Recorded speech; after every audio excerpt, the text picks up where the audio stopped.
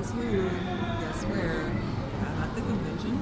I forget that I'm not a fucking person. I forget that. And, I'm not having the greatest time. However, it is nice to be away from home and not working. I guess you can consider this a vacation. I'm just going to, break it to my friend and let them know, like, the only reason I'm here is to see you and not to come to the con. I don't like con.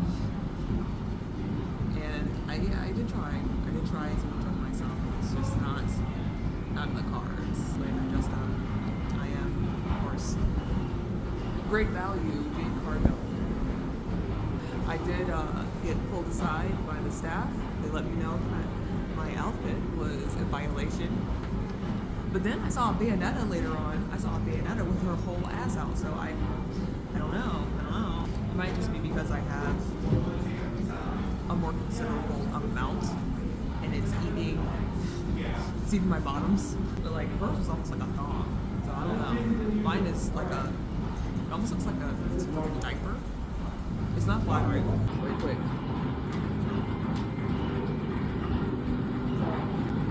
Not like it's particularly flattering, but I feel like it goes along with the costume pretty well.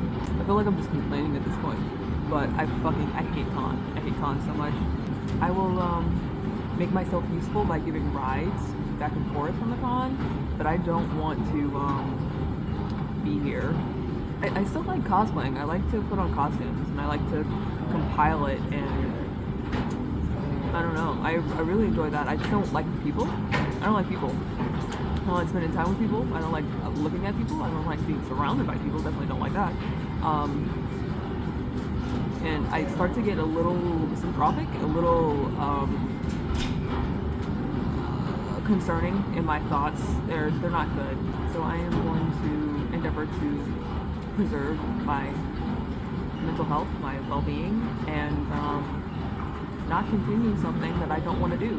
I'll probably be in the Airbnb chilling and taking baths because the bathtub is fucking nice, and I might go on a walk or something.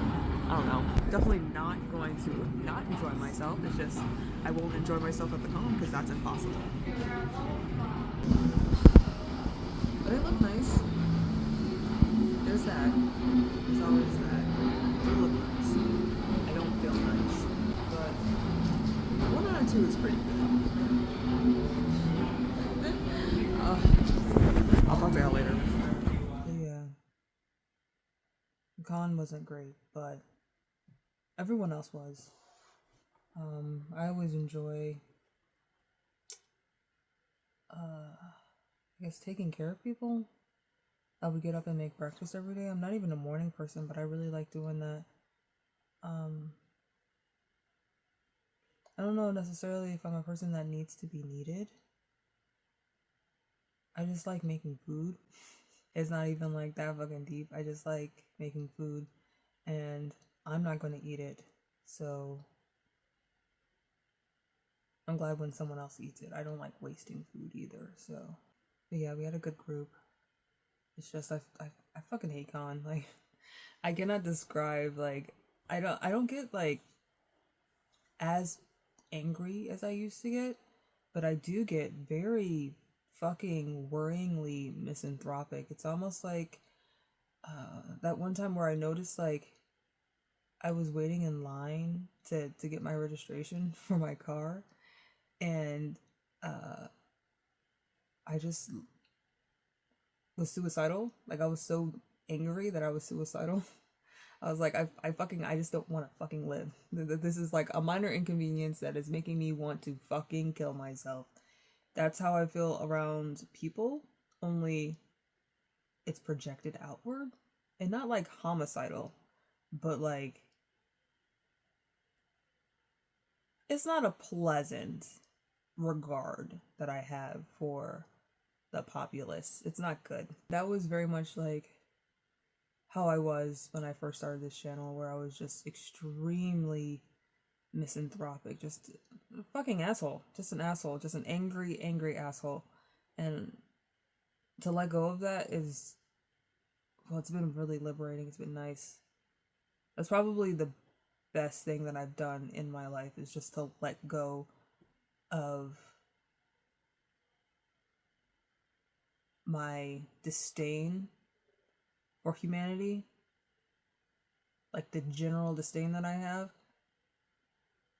Because, well, first off, I'm a human being. And so you can't very well, I don't know, exist comfortably while fucking hating yourself.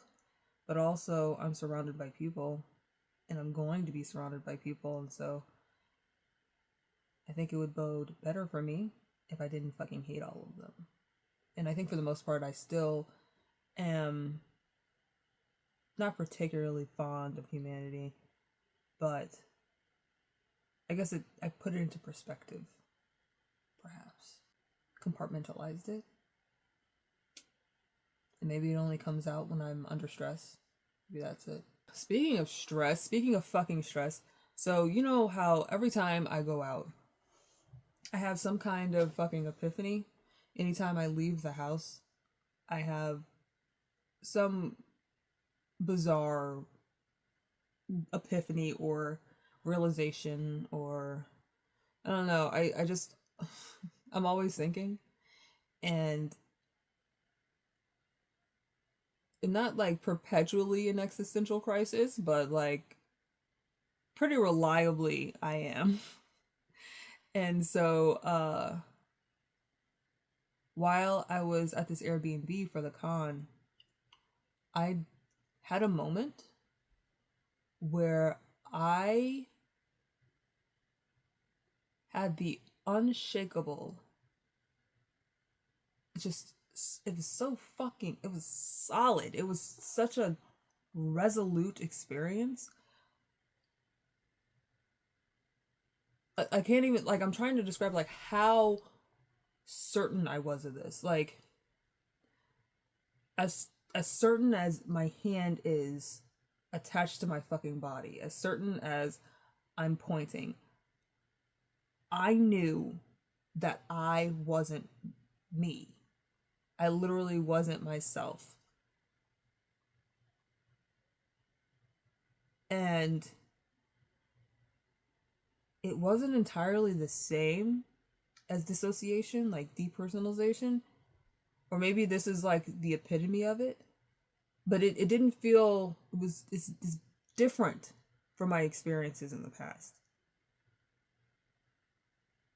To know that I am not me, and not only did my body feel foreign, my thoughts felt foreign. Like,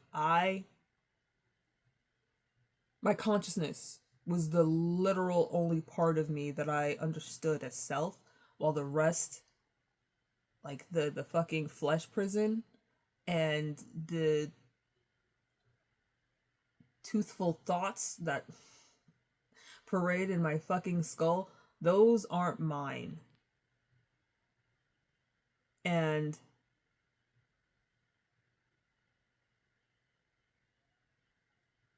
in that moment, I was terrified. And I'm not entirely certain why. I always have had issues with reconciling myself with my identity, but not in this way.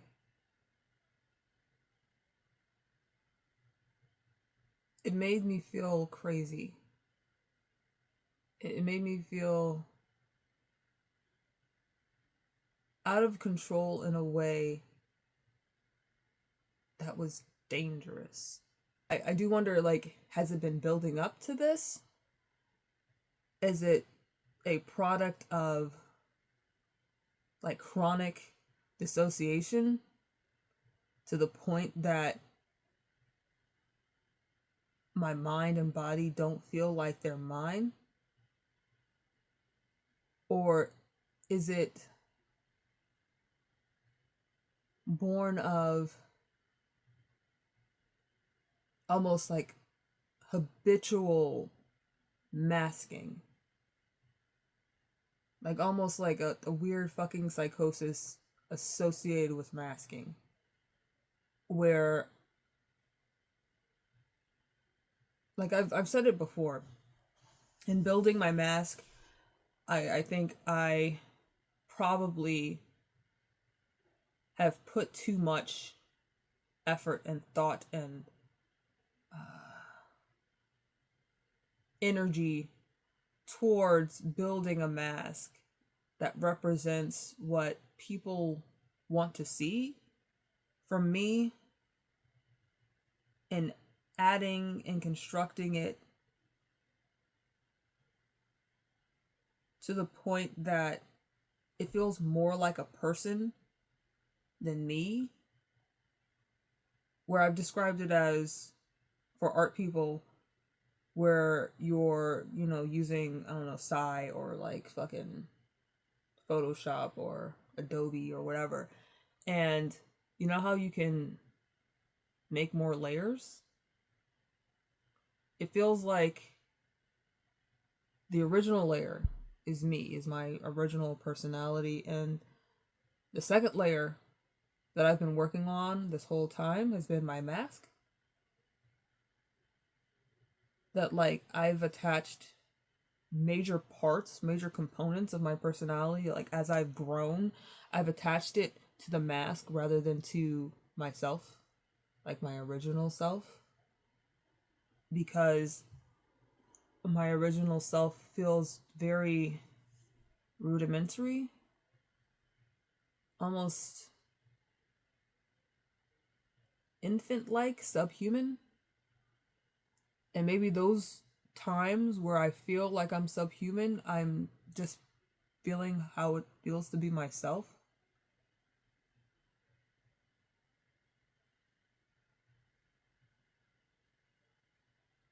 I don't know. But it's a lot to try to tackle all at once. And the experience was fleeting. I mean, I still feel up and to the left.